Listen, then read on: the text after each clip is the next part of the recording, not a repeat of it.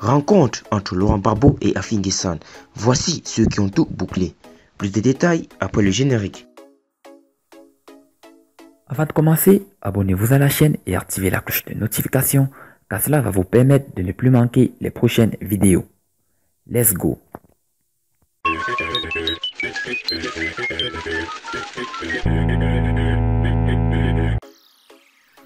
La rencontre entre Laurent Gbagbo et Pascal Affi N'Guessan, qui s'est tenue les 3 et 4 janvier 2020, livre ses secrets.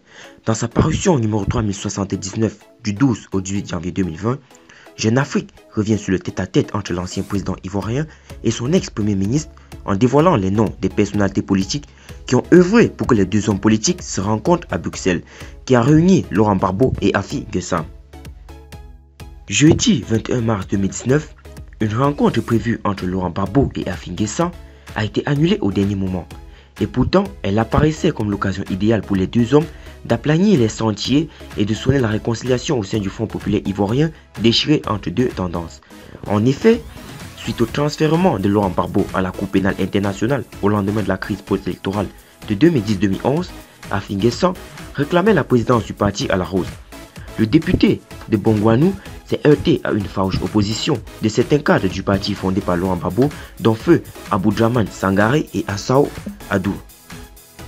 Ainsi, la rencontre de Bruxelles, qui aurait pu permettre à Laurent Gbagbo et son ancienne de se parler, a été un échec. Le président Laurent Gbagbo a indiqué à M. Pascal Affi N'Guessan qu'il entendait mettre fin à l'ingérence de l'État dans le fonctionnement du FPI et lui a en conséquence demandé de reconnaître le congrès de Mama et de Moussou et d'en respecter les décisions qui en ont découlé, affirmait Assao Adou dans un communiqué. Affi N'Guessan n'a pas manqué de s'insurger contre ces propos du secrétaire général et de la tendance du FPI, se déclarant fidèle à Laurent Gbagbo. J'ai trouvé l'esprit de cette déclaration, son contexte et son contenu méprisant, insultant et contraire à l'esprit de réconciliation et d'unité du parti qui m'anime. En conséquence, j'ai refusé et j'ai dit non, a-t-il argumenté. Finalement, les présidents ivoiriens et celui que les Gore Gbagbo ou rien voient comme un traître ont pu se rencontrer le 3 janvier 2020 à Bruxelles. Il faut dire que ces retrouvailles entre ces frontistes a surpris plus d'un dans la sphère politique ivoirienne.